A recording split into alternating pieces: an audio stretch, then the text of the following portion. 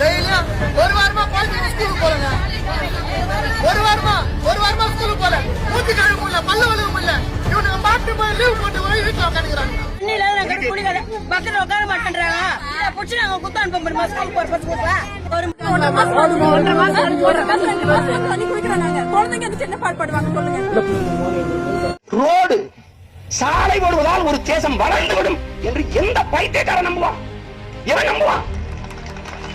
நாங்க கேட்பது தண்ணி, நீங்க தர்றது தார் ரோடு. என்ன சொல்றீங்க? வேகமா போயிடலாம், வேகமா போயிடலாம். எங்கடா சுடுகாடுக்கு தானே? ஹாய் ஹலோ வணக்கம் மக்களே. ஸோ இந்த வீடியோவில் நம்ம என்ன பார்க்க போறோம்னா, இப்போ கண்டினியூவா பார்த்தீங்கன்னா இப்போ ரொம்ப நாளா, அதாவது நீட்டுக்கு எதிராக டெல்லியில ஜந்தர் மந்தர்ல பாத்தீங்கன்னா ஒரு போராட்டம் நடத்திக்கிட்டு இருக்காங்க. குறிப்பா இப்ப 2-3 நாளா பாத்தீங்கன்னா ரொம்ப வீரியமாயிருச்சு. ரொம்ப பாத்தீங்க அப்படின்னா போராட்டம் ரொம்ப பெரிய அளவுல போயிட்டு இருக்கு. அது மட்டும் கிடையாது, போலீஸ்காரங்களா பயங்கரமான தடியடிலாம் நடத்திக்கிட்டு இருக்காங்க. பட் அவ்வளோ விஷயம் நடந்துகிட்டு இருக்கு. டெல்லியில மட்டும் கிடையாதுங்க, இந்தியால இப்ப நம்ம பார்க்க போனோம்னா 7 மாநிலத்துல போராட்டத்துல பயங்கரமா போயிட்டு இருக்கு. ஆனா நாம என்ன விஷயத்துல பாத்துக்கிட்டு இருக்கோம்? என்ன போய் நம்ம எந்த விஷயத்துல தெரியுமா சண்டை போட்டுக்கிட்டு இருக்கோம்? எனக்கு தெரிஞ்சு உங்களுக்கு தெரியும்னு நினைக்கிறேன். ஜனநாயகன் படத்துக்கு பேனர் வைக்கிறதுல சண்டை போட்டுக்கிட்டு இருக்காங்க. அது என்னன்றத பார்ப்போம். இப்ப நம்ம நிறைய இடத்துல இவனுங்க நம்ம சொல்லிட்டே இருப்போம், யாருக்குமே பாதுகாப்பு கிடையாது. அது குறிப்பா இவனுங்களால பாத்தீங்கன்னா, இப்ப நார்மலா சொல்லலாம், டே நாம இப்ப நாங்க வந்த ஆட்சிக்கு வந்து இவ்வளவு நான் கொஞ்ச நாள் தான் ஆச்சு, இப்ப இவங்களுக்கு பாதுகாப்பு கொடுக்கல அவங்களுக்கு பாதுகாப்பு கொடுக்கலன்னு சொல்றீங்களே, சரிங்க சரி அக்செப்ட். பட் உங்க தாவேக்காவை சேர்ந்தவங்களே பாத்தீங்க அப்படின்னா அவங்களாலேயே பாதுகாப்பு கிடையாது. குறிப்பா சின்ன பசங்களை போட்டு அடிச்சுக்கிட்டு இருக்கானுங்க. இன்னொரு பக்கம் பாத்தீங்க அப்படின்னா ஒரு பெரியவரை கார்ல ஏத்தி வச்சு அடிச்சுக்கிட்டு இருக்கானுங்கன்னா அது என்னன்றதையும் பார்ப்போம். அடுத்து இப்ப ரீசெண்டா நம்ம ஆதவர்ஜுனா பாத்தீங்கன்னா 8 வழி சாலைக்கு பர்மிஷன் கொடுக்க போறாராமா, அது என்னன்றதையும் பார்ப்போம். சென்னை டு கன்னியாகுமரி வரைக்கும் நம்ம வந்து அடுத்த வந்து 6 to 8 லைன்ஸ் வரைக்கும் போடக்கூடிய 6ல இருந்து 8 வழி சாலைகளை உருவாக்கக்கூடிய முக்கியமான ஒரு ஒர்க் இருக்கு நமக்கு. அடுத்து ஒன்னா நம்ம நேத்து கண்டினியூவா நிறைய பேர் பதவிக்காக பயங்கரமா பேசிக்கிட்டு இருக்காங்கன்னு சொல்லி நேத்து தான் பேசணும். நேத்து தான் நாஞ்சில் சம்பத்தை பத்தி பேசணும். சாட்டேன்னு அதுக்கு வீடியோ போட்டாரு, நான் பார்த்தேன். அது நல்லா இருந்துச்சு. அதுக்கப்புறம் மறுபடியும் பதவிக்கு ஒருத்தர், அதாவது இப்போ ஒரு விஷயம் நம்ம ஒரு காமெடி நம்ம கேட்டிருப்போம், அதாவது நீ என்னை அடிச்சு பெரிய ஆளாய்க்கலாம்னு நினைக்கிறியாப்பா அப்படின்ற மாதிரி ஆனந்தஜித்து நான் சொன்னேன்ல, இந்த ஆளு ஏதாவது ஒரு வார்த்தையை விட்டு இந்த ஆளுக்கு ஏதாவது ஒரு பதவியை கொடுப்பாங்கன்னு நம்ம சொல்றேனா இல்லையா, அதே மாதிரியான ஒரு வேலையை நாம் தமிழரை பேசினா பதவி கிடைக்கும்ன்றது மாதிரி இப்ப இந்த ஆளும் பேசி வச்சிருக்காப்புல நாம் தமிழரை ஆனந்தஜித்து. அது என்னன்றதையும் பார்ப்போம். அது மட்டும் கிடையாது, நம்ம அடுத்து நம்ம பாண்டே அவர்கள் நாம் தமிழர் பத்தி ஒரு விஷயத்த பேசியிருக்காரு. இது கொஞ்சம் வைரலா போயிட்டு இருக்கு. என்ன விஷயம் அப்படின்னா, நம்ம சீமான் என்ன சொன்னாரு, எதுக்காக 8 வழிச்சாலை, குறிப்பா ஏற்கனவே சாலை இருக்கும்போது எதுக்காக சம்பந்தமே இல்லாம மறுபடியும் 8 வழிச்சாலை அப்படின்ற மாதிரி கேட்டதுக்கு அவர் ஒரு வார்த்தை கேட்டிருக்காரு, ஏற்கனவே இத்தனை கட்சிகள் இருக்குல்ல, எதுக்காக நாம் தமிழர் கட்சின்னு சொல்லி நாம் தமிழர் கட்சியை கலைச்சிடலாமான்ற மாதிரி ஒரு வார்த்தையை கேட்டிருக்காரு. அப்படியா சார்? உங்களுக்கு பதில் இந்த வீடியோல இருக்கு. இந்த மாதிரி நிறைய விஷயங்கள் இந்த வீடியோல பார்க்க போறோம். குறிப்பா மக்கள் ரோட்ல இறங்கி போராடிக்கிட்டு இருக்காங்க, குறிப்பா தண்ணிக்காக. சோ இது எல்லாத்தையுமே டீடைலா இந்த வீடியோல பார்க்க போறோம். வீடியோ பார்க்கணும் நம்ம சேனல் ஃபர்ஸ்ட் டைம் பாக்குறீங்க அப்படின்னா ஒரு லைக் ஒரு சப்ஸ்கிரைப் பண்ணிக்கங்க, அப்பதான் நிறைய பேருக்கு நம்ம வீடியோ சஜஷன் ஆகும். வாங்க வீடியோக்குள்ள போகலாம். ஃபர்ஸ்ட் நம்ம பார்க்க போறது என்ன அப்படின்னா தண்ணி பிரச்சனை. இப்போ ஒரு நாட்டுக்கு தண்ணி கூட ஒழுங்கா கொடுக்க முடியாம இருக்கக்கூடிய ஒரு ஆட்சி தான் இப்ப தாவேக்கா ஆட்சியும் இருக்கு. இதுக்கு முன்னாடி இருந்தவங்களும் அப்படிதான் பண்ணிட்டு இருந்தாங்க. இவங்களும் அதாவது எங்களுக்கு சரியான குடிநீர் வரமாட்டேங்குது, வந்தா பாத்தீங்க அப்படின்னா சாக்கடை கலந்து தண்ணி வருது, இது நாங்க எப்படி குடிக்கிறது, குறிப்பா குழந்தைங்களுக்கு எப்படி குடுக்கிறதுன்னு சொல்லி புளியந்தோப்பு பக்கத்துல இப்ப எம்எல்ஏவா இருக்கக்கூடிய நம்ம பல்லவி அவர்கள் இருக்காங்களா, அவங்கள மக்கள் சராமாரியா கேள்வி கேட்டுக்கிட்டு இருக்காங்க. அவங்களால ஒரு பதில் சொல்ல முடியல. ஒரு வாரமா குழந்தைங்க ஸ்கூலுக்கு போறேங்க. ஒரு வாரமா ஸ்கூலுக்கு போல. மூச்சு கழுவ முடியல, பல்லு வழுவ முடியல. இவனுங்க மாட்டு போய் லீவ் போட்டு போய் வீட்டுல உட்காந்துக்கிறாங்க. ஒரு பதில் சொல்ல முடியாம விழி பிதுங்கி நின்றுகிட்டு இருக்காங்க. உங்களுக்கு நான் என்ன பதில் சொல்றதுன்னு அந்த மக்கள் சொல்றாங்க. எங்களால வாய் கொப்பளிக்க முடியல, மூஞ்சி கழுவ முடியல, பல்லு விளக்க முடியல, குழந்தைங்களை ஸ்கூலுக்கு அனுப்ப முடியல இந்த தண்ணி இல்லாமன்ற மாதிரி அந்த மக்கள் கேள்வி கேட்டுக்கிட்டு இருக்காங்க. அதுக்கு அவங்க அதான் கேக்குறாங்க, ஏங்க எங்களுக்கு தண்ணியே கொடுக்க மாட்டேங்கிறானுங்க, இவனுக்கு பாட்டுக்கு இப்ப லீவை போட்டு படுத்துக்கிறானுங்க அப்படின்ற மாதிரி கேள்வி கேட்கிறாரு.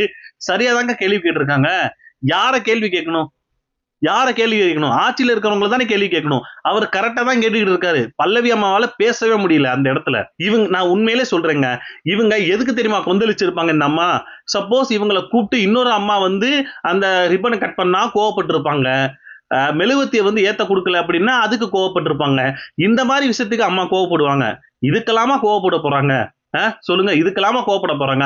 அப்படி கோவப்பட்டிருந்தா டக்குன்னு அந்த வேலையை முடிச்சு இருக்கணுமே. அந்த இதுல காட்டக்கூடிய கோவத்தை இதுல காட்டுங்களேன் மேடம், காட்டுங்க. அந்த மாதிரி இன்னொன்னு பண்ணுங்க.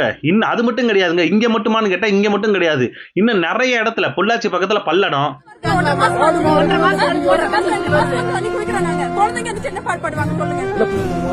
அப்புறம் சென்னையில ஓட்டேரி, உட்கார மாட்டேன்றாங்க.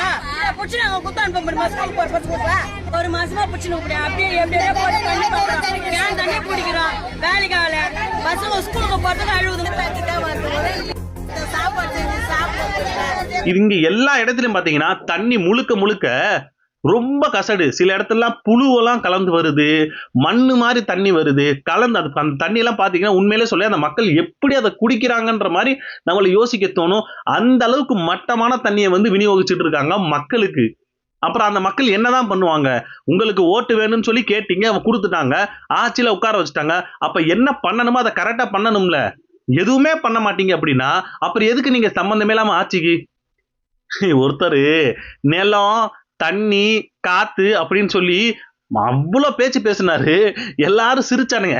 ஏடா தண்ணிக்கெல்லாம் மாநாடு போடுறான்டா, மலைக்கெல்லாம் மாநாடு போடுறானே, இதுக்க கடலுக்கெல்லாம். இப்ப பேசுங்கடா, வாடகை வாங்கிங்களா பேசுங்கடா, இப்ப ஏதாவது பேசுங்கடா. தண்ணிக்கு எதுக்கு மாநாடு போட்டீங்கன்னு கேட்டீங்களே, அந்த மக்கள் எதுக்காக போராடிக்கிட்டு இருக்காங்க? தண்ணிக்காக போராடிக்கிட்டு இருக்காங்க. அப்போ தண்ணி எவ்வளவு முக்கியன்றத இப்ப உங்களுக்கு தெரிஞ்சிருக்கும். ஆமா, ஒரு மனுஷன் காட்டு கத்தா கத்துனாரு, தண்ணிக்காக காட்டு கத்தா கத்துனாரு, நாம உங்களை கண்டுக்கவே இல்லைன்னு சொல்லி இப்ப அந்த மக்களுக்காவது புரிஞ்சிருக்கணும். புரியலன்னா ஒண்ணும் பண்ண முடியாது. அடுத்து ஜந்தர் மந்தர்ல நிறைய இந்த விஷயம் வந்து ரொம்ப பயங்கரமாயிருச்சு. குறிப்பா நீட்டுக்கு எதிராக அந்த மக்கள் போராடிக்கிட்டு இருக்காங்க. விஜய் அவர்கள் ஒரு வார்த்தை கூட இன்ன வரைக்கும் பேசலைங்க. இன்ன வரைக்கும் ஒரு வார்த்தை பேசல நீட்டுக்காக.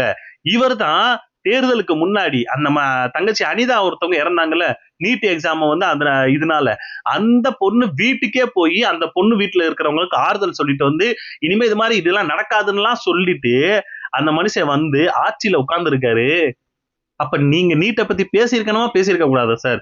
நம்பியிருப்பான்ல உங்களை ஒரு விஷயமா நம்பியிருப்பான்ல. எத்தனையோ பேர் நீட் எழுதுறாங்க, எத்தனையோ பேர் டாக்டர் ஆகணும்னு கனவோட இருக்காங்க. அவங்க எத்தனை பேர் உங்களை நம்பியிருப்பாங்க? பாடுறா, அவர் வந்து அந்த பொண்ணு வீட்டுக்கெல்லாம் போய் ஆதரவுலாம் நான் உங்க கூட இருக்கேன்னு சொல்லி ஆறுதல்லாம் சொல்லிட்டு வந்திருக்காரா. அவர் எப்படியோ நீட்டு வந்தாருன்னா நீட்டை வந்து கேன்சல் பண்ணிடுவாரான்றலாம் நினைச்சிருப்பானுங்க. ஆனா ஒரு போராட்டத்துக்கு சப்போர்ட் கூட நீங்க பண்ண மாட்டீங்கன்னா இது என்ன சார் அர்த்தம்? இதுல வேற பொய் புரபகண்டா, பொய் செய்தி பரப்புறது. ஜந்தர் மந்தர்ல டிவிகேல, அதுவும் குறிப்பா தளபதி விஜய் அவர்கள் வந்து ஜந்தர் மந்தர்ல போய் அங்க இருக்கிற மக்கள் கிட்ட வந்து சப்போர்ட் அங்க இருந்தாருன்னு. கடந்த சில வாரங்களாகவே வட இந்தியாவில முதல்வர் விஜய் தொடர்பா வீடியோக்கள், மீம்ஸ்கள் அதிக அளவுல பரவிட்டு வருது. பொய் செய்தி பரப்பிட்டு இருக்கானுங்க. அந்த மாதிரி ஒரு விஷயம் கூட நடக்கவே இல்லை. அப்படி ஒரு நடந்திருந்துச்சு அப்படின்னா நியூஸ்ல எல்லாம் பாத்தீங்கன்னா பயங்கரமா ஸ்ப்ரெட் ஆயிருக்கும். உண்மையிலே சொல்றேன், யாரு ஹீரோ யாரு வில்லன் நம்ம வந்து படத்துல பாத்துக்கிட்டு இருப்போம்ல. இவர் விஜய் அவர்கள் ஹீரோவாவும் பிரகாஷ்ராஜ் அவர்கள் வில்லனா பாத்துருக்கோம்ல. ஆனா இப்ப அந்த பிரகாஷ்ராஜ் தான் இப்ப ஹீரோவா இருந்து அங்க ஜந்தர் மந்தர் அந்த மக்களோட நின்னு போராட்டத்துல இருக்காரு.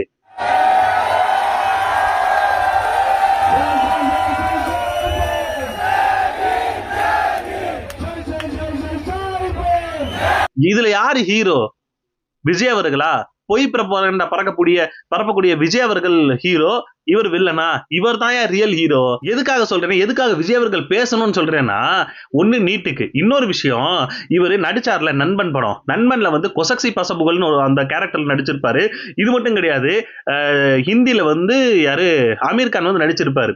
அந்த அமீர் கான் நடிச்ச அந்த ஒரு கேரக்டர் பேர் பாத்தீங்கன்னா சோனம் வாங்சுவா தான் அவர் வந்து எடுத்து நடத்திருப்பாரு, அந்த மெயின் கேரக்டர் நடிச்சிருப்பாரு. ரெண்டு பேருமே பாத்தீங்க அப்படின்னா இத பத்தி பேசவே இல்லைங்க. சரி, அவர் வந்து பொலிட்டிக்ஸ்ல இல்லைன்னு கூட வைங்க, நீங்க ஒரு சிஎம் ஆயிருக்கீங்க, நீங்க ஏன் பேச மாட்டேங்கிறீங்க? இவங்க உண்மையிலே சொல்ல ஒரு 7 தமிழ்நாட்டில் இல்லாம மொத்த இந்தியா முழுக்க 7 மாநிலத்துல போராட்டம் நடந்துகிட்டு இருக்கு. ஆனா நம்ம மாநிலத்துல எதுக்கு தெரியுமா போராட்டம் நடத்திக்கிட்டு, நம்ம மாநிலத்துல எதுக்கு தெரியுமா சண்டை போட்டுக்கிட்டு இருக்கானுங்க? ஜனநாயகன் படம் 23ஆம் தேதி ரிலீஸ் ஆக போகுது, அதுக்கு பேனர் வைக்கிறதுல சண்டை போட்டுக்கிட்டு இருக்கானுங்க.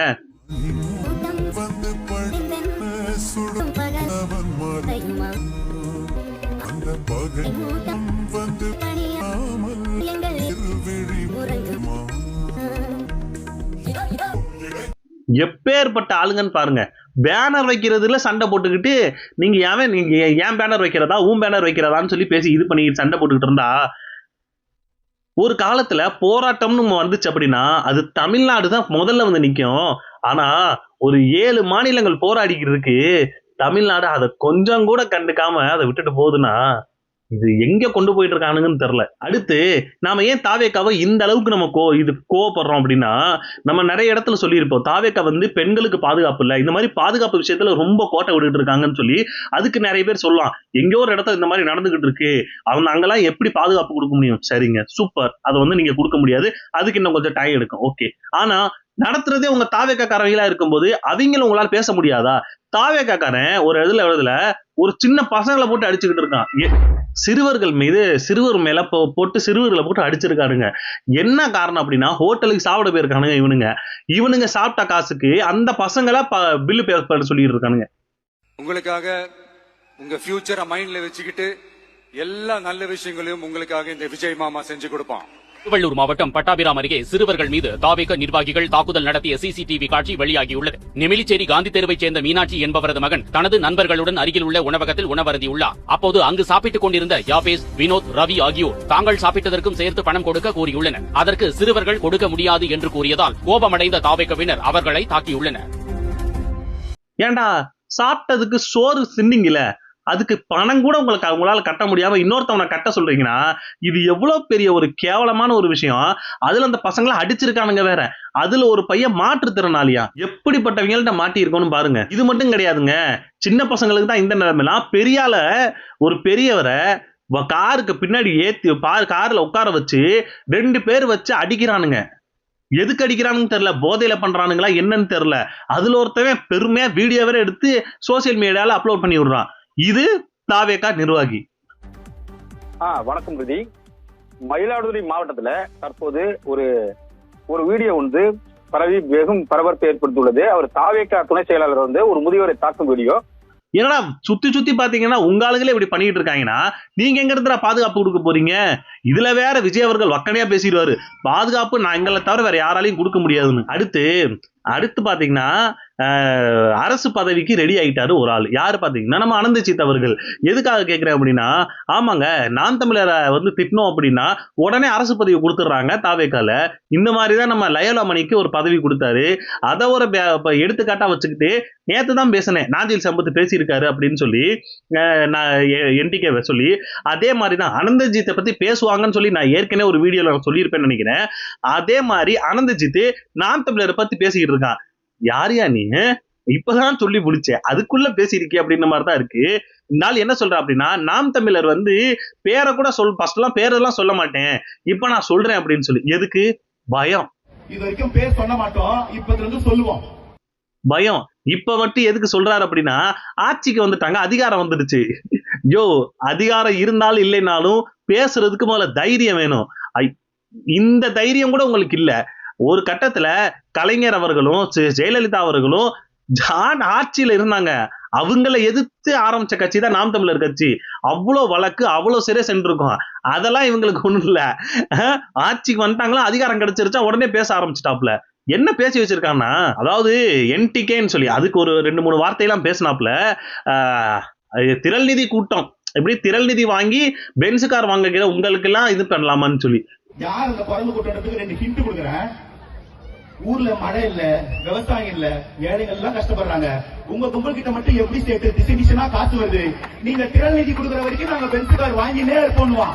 திரள் நிதி நாங்க வாங்குறோம் அப்படின்னா நீங்க உங்களுடைய சிஎம் அவர்கள் உங்க டிவி கேக்குன்னு சொல்லி ஒரு திரள் நிதி வாங்கியிருந்தீங்களே, அது எந்த கணக்குல சார் சேரும்? சரி, நான் ஒரு கேள்வி கேட்கிறேன்.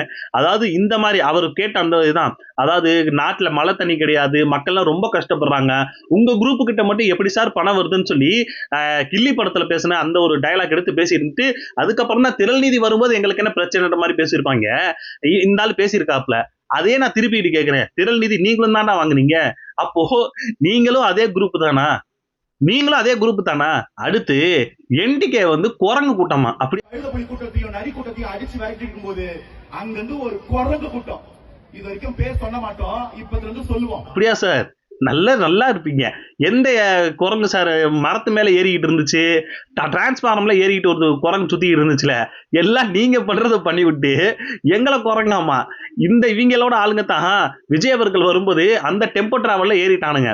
கார் வந்துச்சுன்னா அது மேல ஏறிட்டானுங்க, மரத்து மேல ஏறிக்கிட்டு இருந்தானுங்க, டிரான்ஸ்பார்மர்ல தொங்கிக்கிட்டு இருந்தானுங்க. இவ்வளவு அட்டுழியம் பண்ணிட்டு எங்களை பார்த்து குரங்காமா. இவனுங்களுக்கு என்ன தெரியுமா ஒரு பெரிய பிரச்சனை? சீமான் எப்படி அந்த பென்ஸ் கார்ல வராரு? சீமான் எப்படி இவ்வளவு? நான் இன்னொரு கேள்வியும் கேட்கிறேனே, பென்ஸ் கார் வச்சிருக்காரு, அது யார் வாங்கி கொடுத்தாரு? ஒரு தொழிலதிபர் வாங்கி கொடுத்தாருன்னு எல்லா விஷயமும் தெரிஞ்சதுக்கு அப்புறமும் எதுக்கு வாங்கினாரு? சரிப்பா, அவர் திறநிதியில தானே வாங்கியிருக்காருன்னு எல்லாம் பேசுறீங்க. ஒரு ரைடை போட்டு விடுங்க, லஞ்ச ஒழிப்பு துறைக்கு போட்டு விடுங்க சார். இந்த மாதிரி திறநிதியை வச்சு அவர் கார்லாம் வாங்கிட்டு இருக்காரு சார்னு ஆட்சியே உங்ககிட்ட தானே இருக்கு, பண்ணி விடுங்க. எதுவுமே பண்ண முடியாது, வெறும் வாய்ஸ் அவடால் மட்டும்தான் இவனுங்களுக்கு. அடுத்து சட்டம் கடமையை செய்யும் அப்படின்ற மாதிரி சொல்றாப்புல. சட்டம் கடமையை செய்யும்னா என்னையா அர்த்தம்? கேஸ் போடுவியா? ஏற்கனவே நான் அந்த மனுஷன் மேல 200க்கு மேல வழக்கு இருக்கியா? சீமானன் மேல 236 வழக்குகள் மேல இருக்கு. நீ ஒண்ணு போட்டீங்கன்னா ஒன்னு எக்ஸ்ட்ரா ஆகும், அவ்வளவுதான், வேற ஒன்னும் ஆக போறது கிடையாது. வழக்குக்கெல்லாம் பயப்படுற ஆளே கிடையாது. சீமானா இருக்கட்டும், நம்ம சாட்டை அண்ணா இருக்கட்டும், இடும்பாவன கார்த்தி, எல்லார் மேலேயும் இந்த மாதிரி கேஸ் நிறைய இருக்கு. அவங்க மேல நீ கேஸ போட்டாலும் அவங்க சந்தோஷமா போவாங்களே தவிர பயலாம் பட மாட்டாங்க. திரும்பி இதை விட பயங்கரமா தான் பேசுவாங்க. உனக்கு என்ன தெரியுமா இப்ப தேவை? பதவி வாங்குறதுக்கு இந்த அளவுக்கு கூறாயா அப்படின்ற மாதிரிதான் இருக்கு. அடுத்து பாண்டே அவர்கள் ஒரு விஷயத்தை கேட்டிருக்காரு. அதாவது சீமான் என்ன சொன்னாரு, ஏற்கனவே 4 வழிச்சாலை அது இதுன்னு இருக்கு, நீங்க எதுக்கு சம்பந்தமே இல்லாம இன்னும் 8 வழிச்சாலை அப்படின்னு சொல்லி கேட்டாருன்னு சொல்லி பாண்டே அவர்கள் ஒரு விஷயத்தை எடுத்து வைக்கிறாரு. என்ன அப்படின்னா, ஏற்கனவே இத்தனை கட்சிகள் இருக்கும்போது எதுக்காக நாம் தமிழர் கட்சின்னு சொல்லி நான் கேட்கலாமான்னு சொல்லி ஒரு கேள்வி கேட்கிறாரு. சென்னைக்கு சேலத்துக்கு ரோடு இருக்கு, புது ரோடு தேவையா அப்படின்னு அதான் கேட்டேன். ஏற்கனவே 150 கட்சி இருக்கு, நாம் தமிழர் தேவையா? இதுல என்ன கேள்வி இருக்கு? தனியார் பள்ளிகள் தேவையாங்கிற என்ன கேள்வி? என்ன சிந்தனை, என்ன? இன்னொரு விஷயமும், அரசு பள்ளி இவ்வளவு இருக்கும்போது எதுக்கு பிரைவேட் ஸ்கூல்னு கேக்குறீங்களே அப்படின்னு ஒரு வார்த்தையும் கேட்கிறாரு. சரிப்பா, நான் என்ன கேட்கிறேன், அரசு பள்ளி பிரைவேட் ஸ்கூல் அப்படின்றது மட்டும் அப்படின்ற ஒரு விஷயத்தை நீங்க எடுத்துக்கிட்டீங்கன்னா, இங்க இருக்கிற கட்சிகள் இருக்குல்ல, எந்த கட்சி சார் அரசாங்கத்தோட கட்சின்னு எதுவும் கட்சி இருக்கா? எல்லா கட்சிகளுமே பிரைவேட்டா நடத்தக்கூடிய கட்சி தான். அவங்க ஜெயிச்சாங்க அப்படின்னா ஆட்சி அமைப்பாங்க, அவ்வளவுதான், மத்தபடி ஒண்ணும் கிடையாது. நீங்க எதோட கம்பேர் பண்றீங்கன்னு உங்களுக்கு புரியுதா இல்லையா சார்? சீமானன் சொன்ன விஷயம் என்ன அப்படின்னா, அரசு பள்ளிக்கும் பிரைவேட் பள்ளிக்கும் நாம ஒரு போட்டி மாதிரி வைப்போம். யாரு நல்லா பாடத்தை சொல்லி கொடுக்குறா, அந்த மக்கள் அந்த யாரு ஒரு போட்டி மாதிரி வச்சோம் அப்படின்னா யாரு நல்லா மேல வர்றாங்கன்னு சொல்லி ஒரு போட்டி வச்சு குழந்தைகளை படிக்க வைப்போம் அப்படின்னு தான் சொன்னாரே தவிர, எந்த இடத்துல பிரைவேட் ஸ்கூல் வேணாம் அப்படின்ற மாதிரிலாம் சொல்லி இருக்காரு. இதை தெரியாம 8 வழி சாலை எதுக்குன்னு சொல்லி சீமானன்னு கேட்டார். சரி, 8 வழி சாலை போட போறீங்கன்னு சொல்றீங்க, எங்க போட போறீங்க? விவசாய நிலத்தை அழிச்சிட்டு அந்த இடத்துல 8 வழி சாலை? இல்ல சாப்பிடுறதுக்கு ஒண்ணு இல்லாம இருக்கிற இடத்துல வீடை கட்டுவேன்னா அது என்ன அர்த்தம்? அதுல மட்டுமா குடி ஏரிய இது பண்ணி அந்த தண்ணி நீர்நிலைகளை இது பண்ணிட்டு அதுல 8 வழி சாலை போடுவீங்கன்னா யார்தான் ஒத்துப்பா? ரோடு சாலை போடுவதால் ஒரு தேசம் வளர்ந்துவிடும் என்று எந்த பைத்தியக்காரன் நம்புவான்? எவன் நம்புவான்? நாங்க கேட்கறது தண்ணி, நீங்க தர்றது தார் ரோடு. என்ன சொல்றீங்க? வேகமா போயிடலாம், வேகமா போயிடலாம். எங்கடா சுடுகாட்டுக்கு தானே? எங்க ஓடும்? வேகமான தொடர்பு, செய்தி தொடர்பு, வேகமான பயணம், வேகமான உணவு, வேகமான மரணம், இவ்வளவுதானே. எங்க வேகமா போறீங்க? ஓசூர்ல ஒரு வானூர்தி நிலையம், ராமநாதபுரத்துல வானூர்தி நிலையம், நெய்வேலியில் ஒரு வானூர்தி நிலையம், தஞ்சாவூர்ல ஒரு வானூர்தி நிலையம், தஞ்சாவூர்ல ஒரு 6 வழிச்சாலை. இதெல்லாம் ஏன் போடப்படுது? யாருக்காக போடப்படுது? எதுக்காக போடப்படுதுங்கிற அடிப்படை புயலற்ற அடிமடைகள் நாங்களா? எங்களுக்கு தெரியுது யாருக்காக போடப்படுதுன்னு. தேசத்தின் மக்களுக்கா? வெறும் முதலாளிகளுக்கா? 8 வழி சாலை போடுறதுனால என்ன சொல்றது, ஒரு நாடு வளர்ந்துரும்னு சொல்றதெல்லாம் கேனத்தனமா இருக்குன்னு சொல்லி சீமானன் சொல்லி இருப்பாரு. இப்ப அதே வேலையத்தை இவனுங்களும் பண்ண போறானுங்க. பாண்டே பேசுனதுக்கான முக்கியமான காரணம் என்ன அப்படின்னா, 8 வழி சாலை வரப்போகுது, அதுதான் முக்கியமான பிரச்சனை. அடுத்து பாத்தீங்கன்னா, யாரு நம்ம இதே விஷயத்த ஆதவர்ஜுனா பேசியிருக்காரு. 8 வழி சாலை நாங்க அமைக்க போறோம் அப்படின்ற மாதிரி ஒரு வார்த்தையை விட்டுருக்காரு. கன்னியாகுமரி வரைக்கும் நம்ம அடுத்த 6 to 8 லைன்ஸ் வரைக்கும் போடக்கூடிய 6 to 8 வழி சாலைகளை உருவாக்கக்கூடிய முக்கியமான ஒரு ஒர்க் இருக்கு நமக்கு. டிராபிக் அதிகமா இருக்கும், ஏன்னா இண்டஸ்ட்ரியல் ஹப் ஆயிடுச்சு இந்த இடம். அப்புறம் ஹார்பர் கனெக்டிவிட்டி, இங்க இருக்கக்கூடிய துறைமுகங்கள், எண்ணூர்ல இருந்து மகாபலிபுரம் வரைக்கும் ஒரு பிளான் பண்ணிட்டு இருக்கோம். 8 வழி சாலை எனக்கு எதுக்கு? எங்கள் புலத்தை வேகமா எடுத்துக்கொண்டு வருவதா? வேற எதுக்கு 8 வழி சாலை? எதுக்கு? எதுல போடுவேன்? என் விளைநிலத்தில் தான் போடுவேன். எதற்காக போடுவேன்? பார உந்துகள் வேகமாக பயணிக்க. பார உந்துகளுக்குள் என்ன இருக்கும்? என் வளங்கள் இருக்கும். அதை கொள்ளையடிக்கிறது தான் இது. மலைகளை இழந்து விட்டு, காடுகளை இழந்து விட்டு எப்படி நீ வருவ? ஒரு நாட்டினுடைய எதிர்காலம் அந்த நாட்டின் வகுப்பறையில் தீர்மானிக்கப்படுது. ஒரு நாட்டின் நலன் என்பது அந்த நாட்டின் ஒவ்வொரு வீட்டின் சமையலறையில் தீர்மானிக்கப்படுது. சார், 8 வழி சாலை வரவே கூடாதுன்னு சொல்லி முதல்ல போராடினது நாம் தமிழர் கட்சி தான். அப்படி 8 வழி சாலை வரணும் அப்படின்னு சொல்லி நீங்க ஏதாச்சும் கொண்டு வந்தீங்கன்னா அதுல வந்து தடுக்க போறது நாம் தமிழர் கட்சி தான், சீமானண்ணன் தான். ஏற்கனவே சீமானண்ணன் ஒரு விஷயம் சொல்றாரு, நாங்க இருக்கிற வரைக்கும் 8 வழி சாலையை உன்னால வர வைக்கவே முடியாதுன்னு சொல்லி சீமானண்ணன் ஏற்கனவே சொல்லியிருந்தாரு.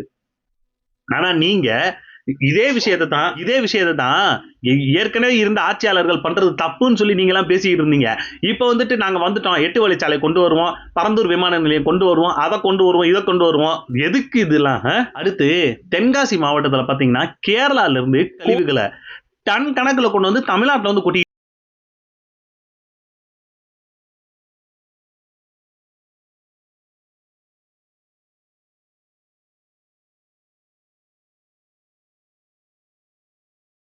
தமிழ்நாடு என்ன குப்பை தொட்டியா? ஏன் உங்க நாடு மட்டும் அப்படியே தெய்வம் வந்து வாழக்கூடிய நாடா? எங்க நாடு எதுவும் இல்லையா? நீங்க உங்கள்கிட்ட இருக்கிற குப்பையெல்லாம் தூக்கி கொண்டு எங்க நாட்டுல போட்டுக்கிட்டீங்கன்னா நாங்க எங்கே தூக்கி போடுறோம் அந்த குப்பை கழிவு எல்லாம்? உங்க நாட்டுல வந்து குப்பை சேர்ந்துச்சு அப்படின்னா உங்க நாட்டுல வச்சுக்கோங்க. எதுக்காக சம்பந்தமே இல்லாம தமிழ்நாட்டுல கொண்டாந்து போட்டுக்கிட்டு இருக்கீங்க?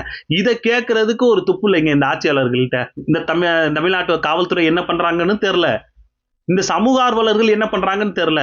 இப்போ ஒவ்வொரு விஷயமா நம்ம எடுத்து போட்டு சரிங்க, அந்த இடத்துல ஒரு குடும்பமோ யாரோ அந்த ஏரியா சுத்தி இருக்கக்கூடிய மக்கள் இதனால ஏதாச்சும் பாதிப்பு அடைஞ்சாங்கன்னா யார் பொறுப்பேத்துப்பா? கேரளா கவர்மெண்ட் வந்து பொறுப்பேத்துக்குமா? என்னையா அப்படி பண்ணிடுறீங்க? இதே மாதிரிதான் கோழி கழிவு, என்ன சொல்றது, அதுக்கப்புறம் மெடிக்கல் வேஸ்ட், இந்த மாதிரி எல்லாத்தையும் தூக்கிட்டு வந்து தமிழ்நாட்டுல வந்து கூட்டிட்டு போயிடுறது. ஏன்னா அவங்க நாடு வந்து சுத்தமா இருக்கணுமா, நம்ம நாடு நாசமா போனா என்ன அப்படின்ட்டு. இதை கேளுங்க அப்படின்னா எதை பத்தியும் கேட்க மாட்டாங்க மனுஷங்க. என்னத்த சொல்றது? இதெல்லாம் கேட்காத ஒரு அரசு ஒரு விஷயத்தை இவங்க ட்ரெண்ட் பண்ணிட்டு இருக்கானுங்க. என்ன அப்படின்னா, விஜய் அவர்கள் எவ்வளவு அழகா நடந்து வர்றாரு. பின்னாடி முதல்வன் படத்துல வரக்கூடிய பிஜிஎம் போட்டு விட்டு விஜய் நடந்து வராரா, ஏதோ ஆய்வு பண்றதுக்கு போறாரா, அந்த பிஜிஎம் போட்டு விட்டாங்க. சார்,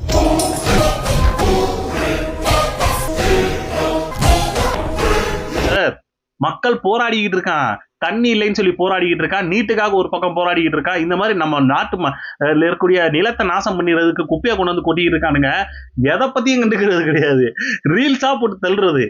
இதுக்கு தான் டிவிக்கில இருக்கிற ஒரு ஆளு எடுத்து சொல்லியிருக்காரு. என்ன அப்படின்னா, இது வந்து ரியல் ஆட்சி நடக்குதுன்னா இது ரீல்ஸ் மூலமா நடந்த ஆட்சி, ரீல்ஸ் மூலமா நான் எங்களுக்கு ஆட்சிக்கு வந்திருக்கோம், அப்ப அது அப்படித்தான் இருக்குன்னு அவங்களே ஒத்துக்கிறாங்க. நிர்வாகிகள் ரீல்ஸ் போடுறாங்க அவங்களுடைய எம்எல்ஏக்கள் அப்படின்னு. இந்த ரீல்ஸ் இல்லைங்க, இந்த ரீல்ஸ்னால இன்னைக்கு ரியல் ஆட்சி நடந்துட்டு இருக்கு, ஒரு உண்மையான ஒரு ஆட்சி நடந்துட்டு இருக்கு அப்படின்னா அப்ப நம்ம சொல்றதுக்கு ஒண்ணு இல்ல, அவங்களே ஒத்துக்கும் போது நாம என்னத்த சொல்றது? சோ அவ்வளவுதாங்க. நீங்க என்ன நினைக்கிறீங்க? உங்களுடைய கருத்துக்களை பதிவு பண்ணுங்க. அடுத்த வீடியோல பார்ப்போம். பாய்.